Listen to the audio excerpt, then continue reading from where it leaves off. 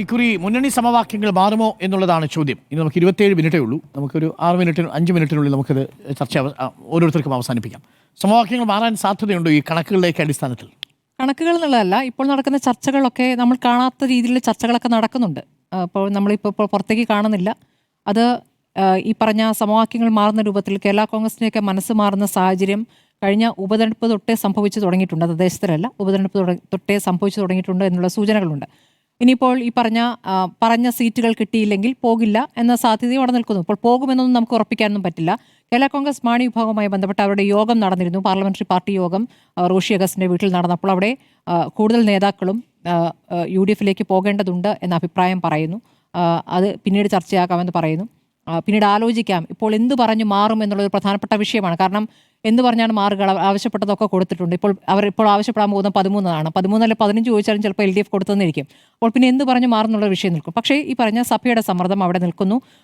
സഭകളുമായി അല്ലെങ്കിൽ കത്തോലിക്ക സഭ മാത്രമല്ല വിവിധ സഭകളുമായിട്ടൊക്കെ ഇപ്പോൾ UDF ഉണ്ടാക്കിയിരിക്കുന്ന ഒരു സോഷ്യൽ എഞ്ചിനീയറിംഗ് ആ രൂപത്തിൽ അത് നന്നായി പ്രവർത്തിച്ച് മുന്നോട്ട് പോകുന്നു എന്നുള്ള സൂചനകൾ നമുക്ക് ലഭിക്കുന്നുണ്ട്. ഇപ്പോൾ സിനഡ് പരിപാടിയിൽ ഒരിക്കലും പുറത്തുനിന്ന് ഒരാളെ കയറ്റില്ല. അവിടെ പ്രതിപക്ഷ നേതാവ് പോയത് കയറി ചെന്നതല്ല, അവിടേക്ക് ക്ഷണിക്കപ്പെട്ടിട്ട് തന്നെയാണെന്നാണ് ഞാൻ മനസ്സിലാക്കുന്നത്. അപ്പോൾ അതിലൊക്കെ ചില സൂചനകളുണ്ട് എന്ന് വേണം കരുതാൻ. അപ്പോൾ ആ രൂപത്തിൽ അവിടെ നിൽക്കുന്നു. ഇനി RJD-യുമായി ബന്ധപ്പെട്ടാണെങ്കിൽ MP ശ്രേയാംസ് കുമാറിന് ഒരു സുരക്ഷിതമായ സീറ്റ് എന്നുള്ള താല്പര്യം അദ്ദേഹം പ്രകടിപ്പിക്കുന്നുണ്ട്. ഇപ്പോൾ നേരത്തെ പറഞ്ഞ കൽപ്പറ്റയിൽ അദ്ദേഹം പരാജയപ്പെട്ടതാണ്. ഈ കൂത്തുപറമ്പ് മാത്രമേ കിട്ടിയുള്ളൂ.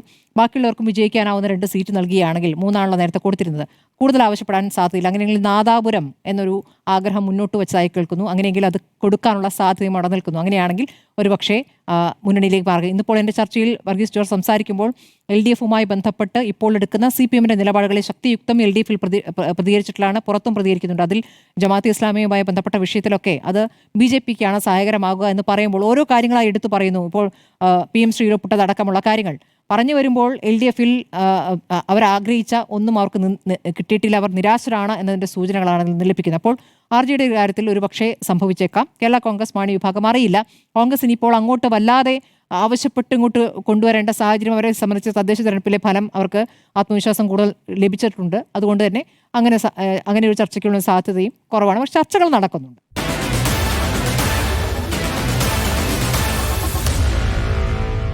Meet the editors.